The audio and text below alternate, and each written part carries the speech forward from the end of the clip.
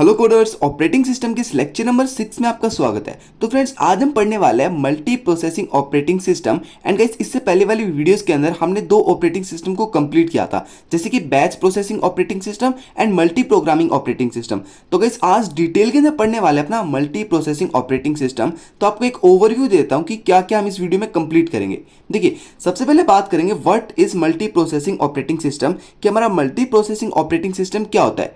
Then guys, बात करेंगे diagrammatic view of multi processing operating system. एक डायग्राम की हेल्प से समझेंगे कि मल्टी प्रोसेसिंग ऑपरेटिंग सिस्टम कैसे काम करता है। फिर गाइस, बात करेंगे कुछ ऐसे इंपॉर्टेंट पॉइंट्स के बारे में जिनको हमें याद रखना पड़ेगा, ठीक है।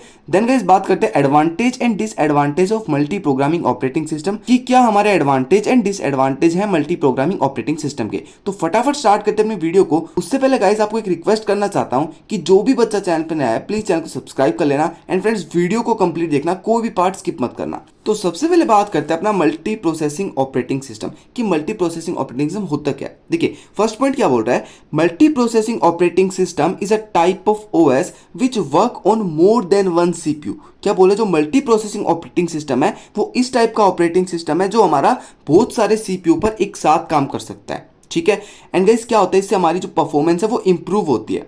सेकंड पॉइंट क्या कहता है, मल्टी प्रोसेसर्स वर्क पैरेलली इन मल्टी प्रोसेसिंग ऑपरेटिंग सिस्टम। देखिए, जो मल्टी प्रोसेसर होता है, मतलब बहुत सारे प्रोसेसर्स पैरेलली काम करते हैं हमारे मल्टी प्रोसेसिंग ऑपरेटिंग सिस्टम के अंदर। जैसे हमारा एग्जांपल होगा लिनक्स। जो लिनक्स होता है वो इसी तरीके के ऑपरेटिंग सिस्टम पे काम करता है। तो बहुत सारे लोगों ने लिनक्स के ऊपर काम किया होगा, ठीक है। तो अब एक डायग्राम की हेल्प से समझते हैं कि हमारा मल्टी प्रोसेसिंग ऑपरेटिंग सिस्टम काम कैसे करता है। ये तो हमने समझ लिया कि वो 2 से 3 से 4 मतलब n नंबर ऑफ सीपीयूज पर काम करता है। कैसे काम करता है वो देखते हैं। तो देखिए, यहाँ पर गाइस आपको तीन मेजर चीजें दिखाई दे रही है। क्या, एक तो आपको सीपीयू दिखाई दे रहा है, एक आपको मेन मेमोरी दिखाई दे रही है, एंड एक आपको ऑपरेटिंग सिस्टम दिखाई दे रहा है। अब तीनों का क्या रोल होता है हमारी मल्टी प्रोसेसिंग ऑपरेटिंग सिस्टम के अंदर, वो चीजें देखते हैं। देखिए, सबसे पहले क्या किया, आपने कुछ जॉब दी अपने कंप्यूटर को। जॉब मतलब कुछ काम करने को बोला, तो वो काम कहां पर स्टोर हुआ, हमारी मेन मेमोरी के अंदर स्टोर हुआ।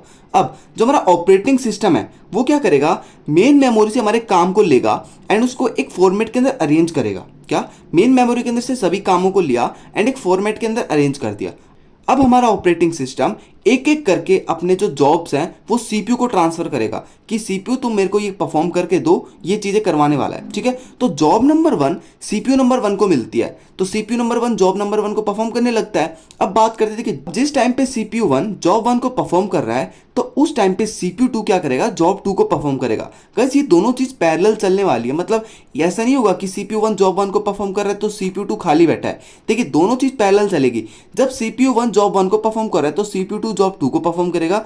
ये काम होता है हमारा ऑपरेटिंग सिस्टम का, कि कौन से सीपीयू को कौन सी जॉब देनी है। मतलब हाई प्रायोरिटी जॉब कौन से सीपीयू को मिलने वाली है, लो प्रायोरिटी जॉब कौन से सीपीयू को मिलने वाली है, ठीक है। उसके बाद क्या होगा, जब हमारा सीपीयू प्रोसेस कर लेगा हमारी जॉब को, उसके बाद हमारा जो फाइनल रिजल्ट है वो मेन मेमोरी के अंदर जाके स्टोर हो जाएगा। एंड जब भी हमें वो रिजल्ट चाहिए होगा, हम उसको आउटपुट ले लेंगे। तो ऐसे काम करता है हमारा क्या, मल्टी प्रोसेसिंग ऑपरेटिंग सिस्टम। अब बात कर लेते हैं कुछ ऐसे इंपॉर्टेंट पॉइंट के बारे में जो हमें याद रखने होंगे, ठीक है। देखिए, तो फर्स्ट पॉइंट क्या बोल रहा है, multi processing OS consist of multiple CPU and each CPU is connected to main memory. Guys, ने वही बात बोल दी कि हमारा जो मल्टी प्रोसेसिंग ओएस है उसके पास बहुत सारे सीपीयू होते हैं एंड हर एक सीपीयू हमारी मेन मेमोरी से कनेक्ट होता है। बहुत सारे सीपीयू क्या करते हैं, अलग अलग काम को परफॉर्म करते हैं, एंड जब वो काम परफॉर्म हो जाता है तो उसका जो रिजल्ट होता है वो मेन मेमोरी के अंदर स्टोर करा देते हैं। ये काम होता है मल्टी प्रोसेसिंग ओएस का। फिर बात करते हैं, देखिए, the job to be perform it is divided by OS to all processor. जैसे मैंने आपको बताया, ओएस क्या करता है, हमारी जॉब को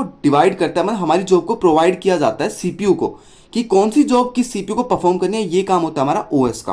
अब थर्ड पॉइंट क्या कह रहा है, for faster execution and improve performance each processor is assigned a specific task. देखिए, हमें अपने कंप्यूटर से फास्टर एग्जीक्यूशन करवाना है, एक इंप्रूव परफॉर्मेंस लेनी है, तो उसके लिए क्या करते हैं, हर एक प्रोसेसर को अपना एक अलग अलग काम दिया जाता है। जैसे जॉब 1 आपको दी गई सीपीयू 1 को एंड जॉब 2 दी गई सीपीयू 2 को।